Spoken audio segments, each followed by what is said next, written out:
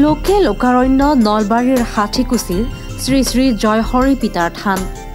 121গৰাকী শিশু গৰখীয়া সেৱা মাংগলিক অনুষ্ঠানৰ সাক্ষী হাজাৰ হাজাৰ দৰ্শনাৰ্থী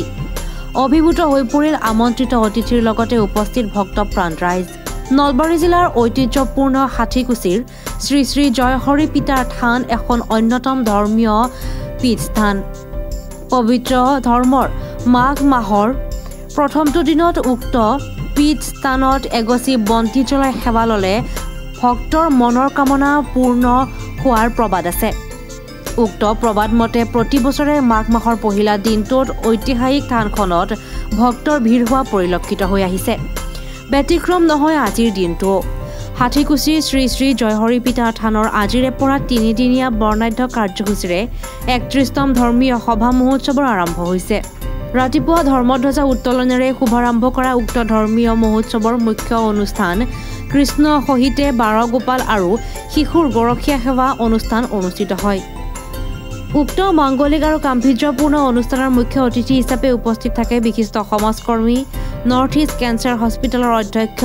তথা জয়হৰি পিতাৰ থানৰ পদাধিকাৰ গণেশ তামুলী তেওঁৰ পত্নী বিদ্যা তামুলী প্ৰাক্তন ডিজিপি পল্লৱ ভট্টাচাৰ্য অসম চৰকাৰৰ অসম বাণিজ্য উন্নয়ন সন্থাৰ অধ্যক্ষ মধুৰাম ডেকাৰ লগতে আন বিশিষ্ট ব্যক্তিসকল পদাধিকাৰ তথা বিশিষ্ট সমাজকৰ্মী গণেশ তামুলীয়ে নিজৰ অনুভৱ ব্যক্ত কৰি কয় এনেদৰে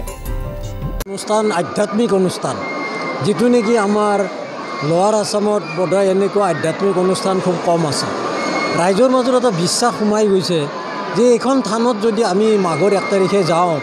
একখৰা বন্তি আমি জ্বলাওঁ ঈশ্বৰৰ নামত তে ঈশ্বৰে আমাৰ মনোকামনাটো পূৰ্ণ কৰে এনেকৈ ফল পাইছে বহুতে সেইকাৰণে এই জয়হৰি পিতা থান অধিক দিশত আগবাঢ়ি গৈছে ৰাইজৰ মনত এটা আস্থা আহি গৈছে ৰাইজৰ মনত যে একদিন হ'লেও আমি মাঘৰ 1 তাৰিখে গৈ আমি এটা বন্তি প্ৰজ্বলন কৰিম আৰু আপোনালোকে দেখিছে যে 108জন গৰখীয়াক আমি ইতিমধ্যে সেৱা আৰম্ভ হৈছে এইটো এটা বিশিষ্ট অনুষ্ঠান যে 108জন গৰখীয়া ল'ৰাক আমি ইয়াত সেৱা শুশ্ৰূষা কৰোঁ বিভিন্ন ৰাইজে তেওঁলোকক সেৱা কৰে শুশ্ৰূষা কৰে এটা আধ্যাত্মিক অনুষ্ঠান শ্ৰীকৃষ্ণৰ ৰূপ তেওঁলোক শ্ৰীকৃষ্ণৰ ৰূপ হয় গতিকে আমি এই অনুষ্ঠানটো আগলৈ আৰু কেনেকৈ আগত নিব পাৰোঁ আগলৈ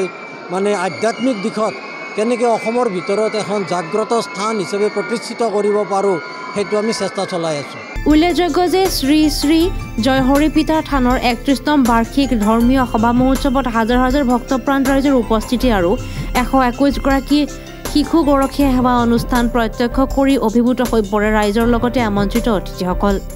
এই ক্ষেত্ৰত অসম বাণিজ্য উন্নয়ন সন্থাৰ অধ্যক্ষ মধুৰাম ডেকাই নিজৰ অনুভৱ ব্যক্ত কৰি কয় এনেদৰে হয় আজি পবিত্ৰ মাঘ বিহুৰ আজি প্ৰথম তাৰিখ আৰু এই প্ৰথম বিহুৰ দিনা প্ৰত্যেক বছৰে জয়হৰি পিতাৰ থানত এনেকুৱা ধৰণে গৰখীয়াসকলক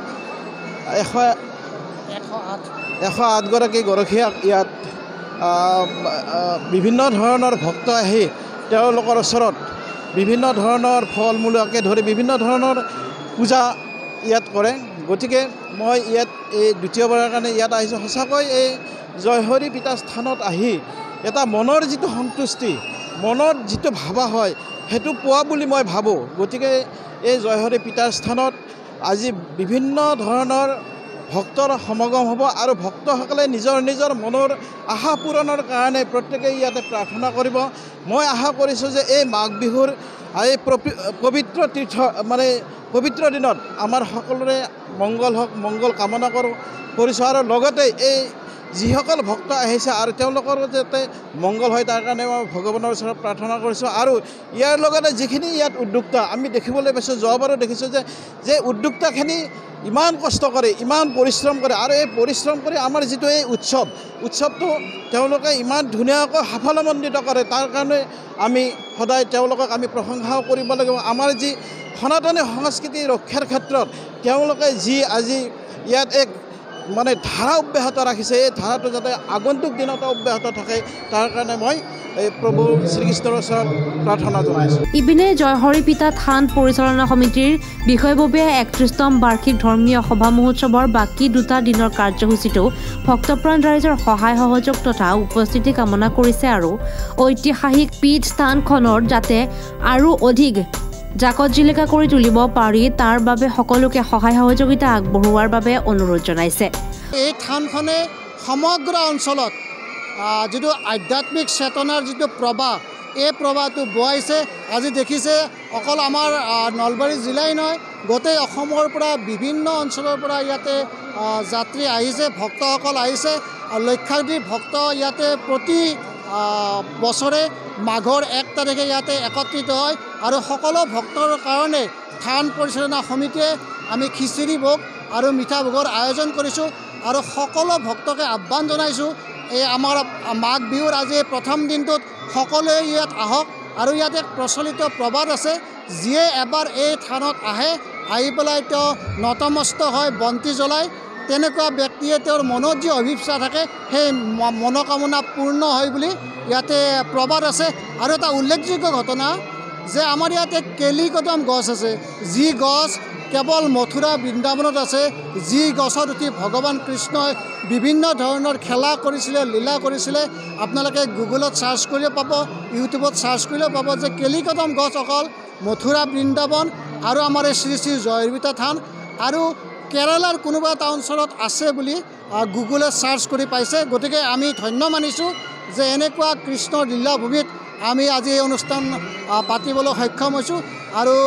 আমি সকলোকে ধন্যবাদ জনাইছোঁ। প্ৰত্যেকে ইয়াত আহিছে, আশা ৰাখিছোঁ এই অনুষ্ঠানে আৰু ডাঙৰ বৃহৎ আকাৰৰ ৰূপ ল'ব। সকলোকে পুনৰ শ্ৰদ্ধা জনাইছোঁ। সঁচাকৈয়ে নলবাৰীৰ ষাঠিকুছিৰ ঐতিহাসিক শ্ৰী শ্ৰী জয়হৰি পিতাৰ থানৰ বাৰ্ষিক ধৰ্মীয় সভা মহোৎসৱৰ মাংগলিক অনুষ্ঠানৰ সাক্ষী হ'ল হাজাৰ হাজাৰ ৰাইজ।